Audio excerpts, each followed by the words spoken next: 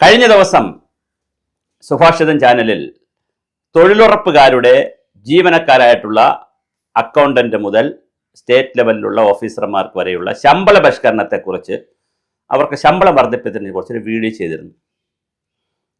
8ാം മാസത്തിൽ അന്നത്തെ mission ഡയറക്ടറായിരുന്ന Nizamuddin IAS അവർ അയച്ച ഒരു ലെറ്ററും അതിനെ തുടർന്നുണ്ടായ സെക്രട്ടേറിയറ്റിലെ സംഭവ വികാസങ്ങളുമാണ് ആ വീഡിയോയിൽ ഞാൻ പറഞ്ഞത്. വീഡിയോ ഇട്ട് മിനിറ്റുകൾക്കുള്ളിൽ ഒരുപാട് നേതാക്കളും സാധാരണ ആളുകളും ഈ ജോലിയിലുള്ളവർ തൊഴിലുറപ്പിലുള്ളവരൊക്കെ കാസർഗോഡ് വരെയുള്ളവർ എന്നെ വിളിച്ചു. എവിടെ ഉത്തരവ്, എവിടെ അതെവിടെ, ഇതെവിടെ, ഇത് ശരിയാണോ, ഞങ്ങളെ റിജക്റ്റ് ചെയ്തു എന്നൊക്കെ പറഞ്ഞു. ഈ പേപ്പർ, ഞാൻ ഈ പറയുന്ന പേപ്പർ റിജക്റ്റ് ചെയ്തു എന്നൊക്കെ പറഞ്ഞു. അപ്പം ഞാൻ അവരോട് പറഞ്ഞു, റിജക്റ്റ് ചെയ്ത പേപ്പർ ഞാൻ അയച്ചതാന്ന് പറഞ്ഞപ്പോൾ അവർ ഫോൺ താഴെ വെച്ചു.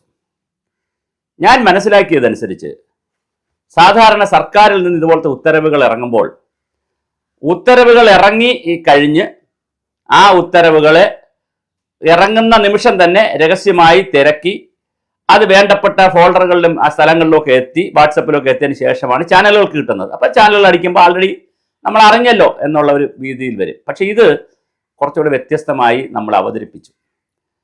ഞാനിത് പറഞ്ഞതിന് ശേഷം പിന്നെ അതിനകത്തൊരു റിസർച്ച് നടത്തണമല്ലോ. ഒരു വിവരം കിട്ടി അത് സമൂഹത്തിന് കൊടുത്താൽ നന്മ വരട്ടെ എന്ന് വിചാരിച്ചിട്ടാണ്. 2 കാര്യങ്ങൾ കൊണ്ടാണ് ആ വീഡിയോ ചെയ്തത്.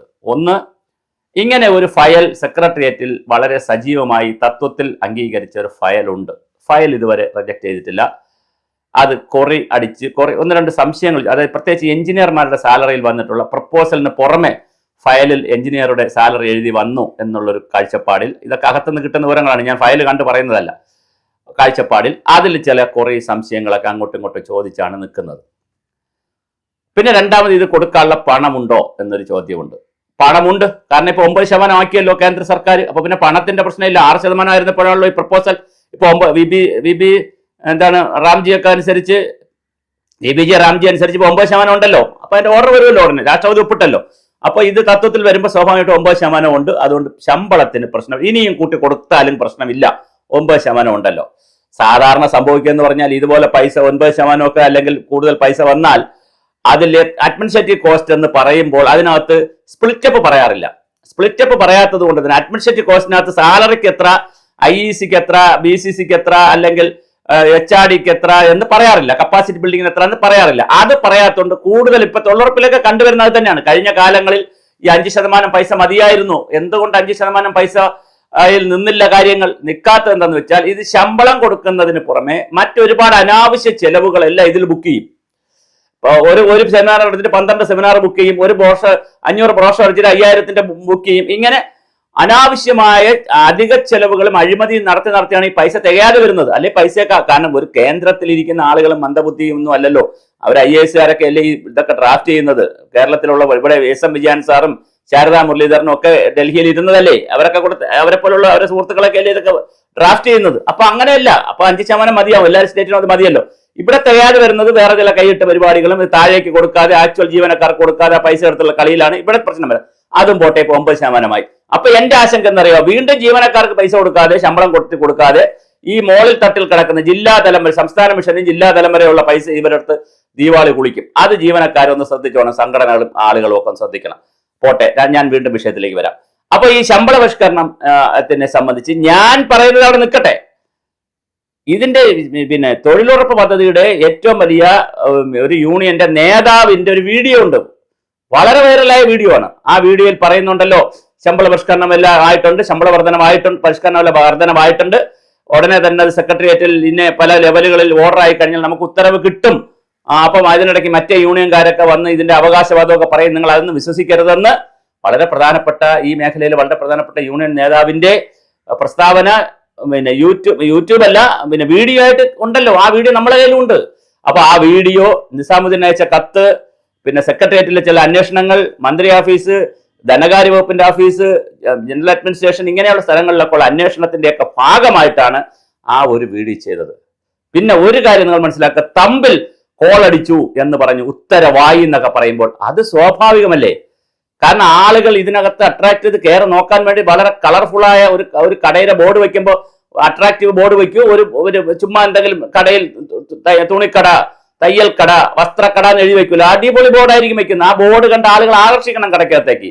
നമ്മൾ ഉദ്ഘാടനം നടക്കുമ്പോൾ അവിടെ ചില പരിപാടി ദിവസങ്ങളിലും ഉദ്ഘാടനം അല്ലാത്ത ദിവസങ്ങളിലൊക്കെ ചെണ്ടമേള വെക്കും ഈ കടയുടെ മുന്നിൽ. ചെണ്ടമേളയും കടയുമായിട്ട് ജ്വല്ലറി ആയിട്ട് വല്ല ബന്ധമുണ്ടോ? ചെണ്ട അടിച്ചില്ലെങ്കിൽ ആളുകൾ ഒന്ന് സ്വർണ്ണം വാങ്ങിക്കില്ല. പക്ഷെ അല്ല, ആളുകളുടെ അറ്റൻഷൻ പിടിക്കാൻ വേണ്ടി നമ്മൾ തമ്പിൽ വളരെ മനോഹരമായ വാക്കുകൾ വയ്ക്കും.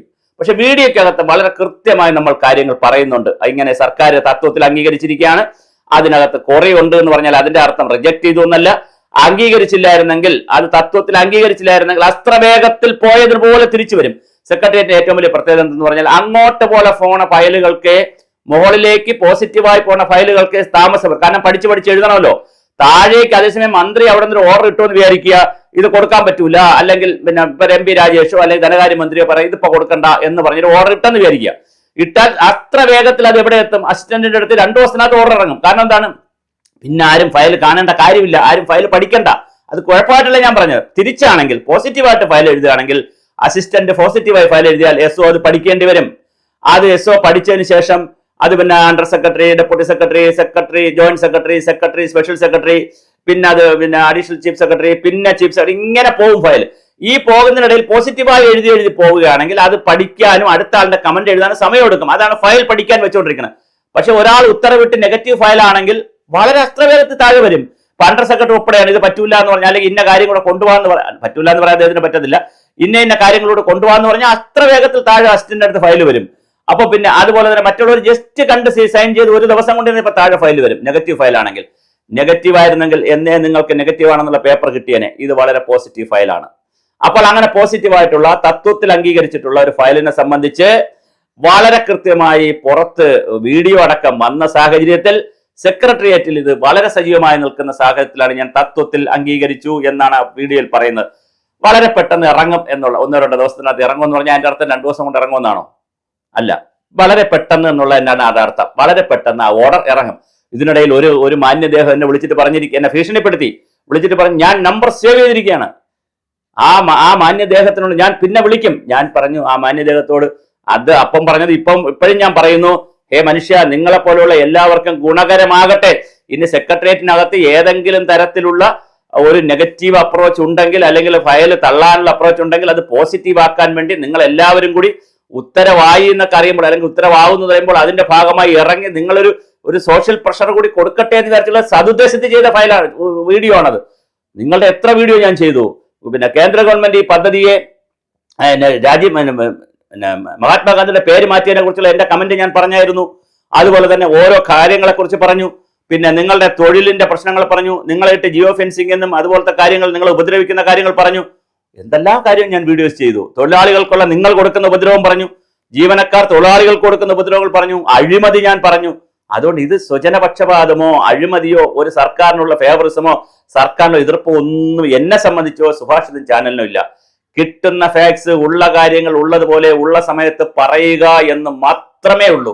അതുകൊണ്ട് ഞങ്ങൾക്ക് കിട്ടിയ വിവരങ്ങൾ അനുസരിച്ച്, സെക്രട്ടേറിയറ്റിൽ നിന്ന് കിട്ടുന്ന വിവരങ്ങൾ അനുസരിച്ച് ഈ ഓർഡർ ഇറങ്ങും എന്നാണ് ഞങ്ങൾക്ക് കിട്ടിയിരിക്കുന്ന ഫീല്. അല്ലെങ്കിൽ ഇത് നെഗറ്റീവായി ഫയൽ താഴോട്ട് വരണം. അങ്ങനെ താഴോട്ട് നെഗറ്റീവായി വന്നിട്ടില്ല. അതുകൊണ്ട് തന്നെ ഇത് പോസിറ്റീവായിട്ടാണ് പോകുന്നതായിട്ടാണ് ഇപ്പോഴും ഞങ്ങൾ മനസ്സിലാക്കുന്നത്. ഇനിയല്ല, ഇത് നെഗറ്റീവായിട്ട് താഴെ വന്നാൽ തീർച്ചയായിട്ടും നിങ്ങൾ ആരെങ്കിലും ആ ഉത്തരവ് കിട്ടിയാൽ നെഗറ്റീവായി ഇത് റിജക്ട് ചെയ്തു, ഇത് പറ്റില്ല എന്ന് പറഞ്ഞ് ഉത്തരവ് വന്നാൽ നിങ്ങൾ തന്നാൽ അതും നമ്മൾ കൊടുക്കാം. പറ്റുമെന്ന് വിചാരിച്ചിരുന്നതാണ്, അത് ഉത്തരവിനായിട്ട് പോയതാണ്, ഇന്ന കാരണങ്ങളാൽ അത് പറ്റിയിട്ടില്ല, അത് നമുക്ക് കൊടുക്കാം. എന്തായാലും ശരിയായ കാര്യങ്ങൾ ശരിയായ സമയത്ത് കിട്ടുന്നത് ശരിയായി പറയുക എന്നുള്ളൊരു ശരിയായ നിലപാട് മാത്രമേ സുഭാഷിതം ചാനലിനുള്ളൂ.